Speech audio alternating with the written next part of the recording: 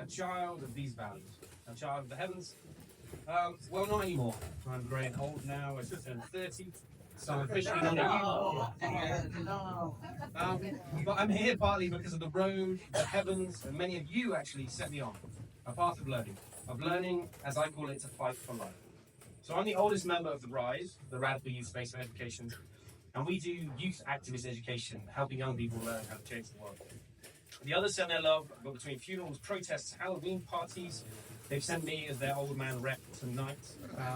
But it's a collective project of ours, and I want to talk about what I hope the heavens will teach us all. I'm supposed to focus on the future, but if you'll let me reminisce for a second, I want to remember what the heavens taught me when I was small. I learnt of mudslides and sledging, of scary cows and little bunnies, of brambles quick to swallow my frisbee and long to return, of fires and sunsets, of flying higher and higher until my grip slipped beneath the boughs of the great rope swing tree and I broke my first bone. I learnt of joy and freedom, and I saw the planes flying. Great, dark, stinking metal birds of death flying out from barefoot on the hill to destroy the valleys and lives of children just like me across the world. I speak, of course, of the Iraq War, when the B-52 bombers filled our skies and Stroud rose in response. Hundreds and thousands of Stroudies rising to try and stop the war. I remember the marches, the Gloucestershire weapons inspectors, and so much more. I remember feeling that we as a community knew what was right and what was wrong. That my people were fighting for life and against all those who profit of death and destruction. I felt proud to know we cared about what happened beyond our hills, and that we showed our young ones the meaning of struggle. I look back and understand these were my first true lessons in solidarity, in fighting for justice and a better world for everyone. And so the spirit we wish to raise tonight is the spirit of solidarity.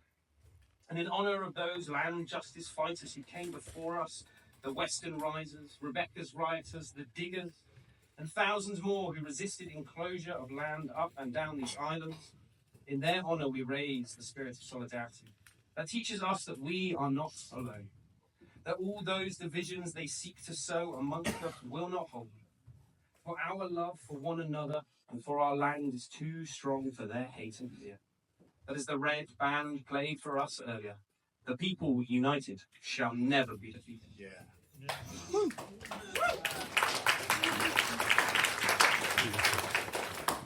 But, and it's a big but, these are dark times, and the spirit of solidarity is weak. It shall take all of us to tend it, to make the heavens one its homes. And I say this because, fuck me, this world the young people are inheriting is some sort of brutal burning catastrophe.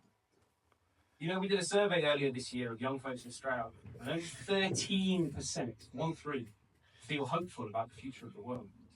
And no wonder. From live stream genocide to climate collapse, from skyrocketing rents to that sinking feeling of sliding further and further into numbness.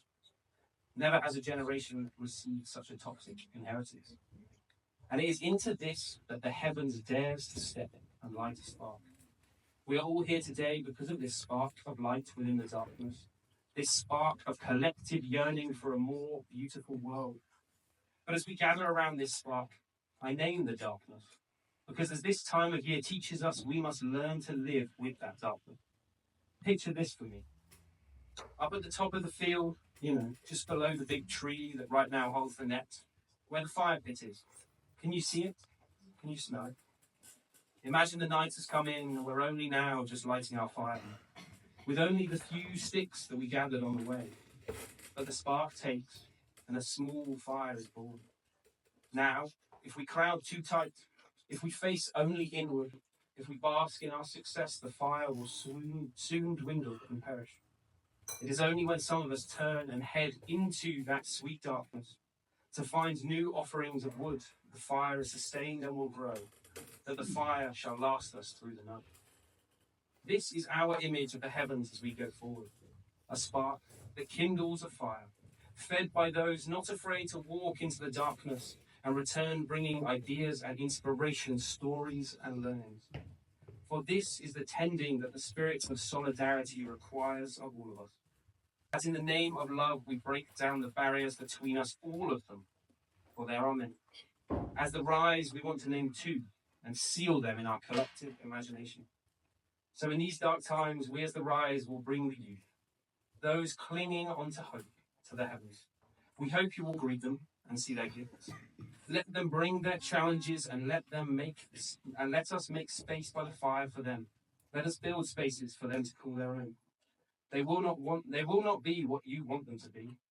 Their insistence on living fearlessly might scare the part of yourself that has made a pact with how things are. So fearless, be scared,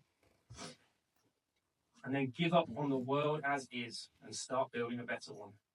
In short, let us declare the heavens a site of intergenerational solidarity, as fertile land to feel the grief of our broken world and come together across generations to fight for life. And as the Stroud peace movement taught little me, let us raise our heads and hearts beyond our hills and know that right now across the world, our family is fighting tooth and nail to hold onto their lands as well. Let us know the names of the free peoples of Bougainville, of those right now struggling for sovereignty in the Alliance of Sahel states, of the Cipogues in Mexico, who in their thousands defend their land and Mother Earth every day. Just next Saturday, we're helping host an event in Bristol called Unite with the Global Majority. It's bringing grassroots activists from around the world to meet with people here who are fighting for land. Come with us. Meet this global family and let us bring their stories home. Let us fly their flags of freedom from the bowels of the heavens. Let us speak their names around our fires. Let us know that we who choose land and life are many. Let us declare the heavens a site of internationalist solidarity. For then, across generations and across the world, we will hold the entire human family in our hearts as we work to reconnect to our land, our valleys, and our Mother Earth. So this is our offering as the RYSE. And now I ask you to join me, if you were sitting or standing, in a simple song to call the spirits of solidarity close and to plant justice in the heart of the heavens. I'm going to need you to take the hands of the people next to you. I'll go through it once. I'm not very good at singing. I'll go through it once and then you can join in. It's very, very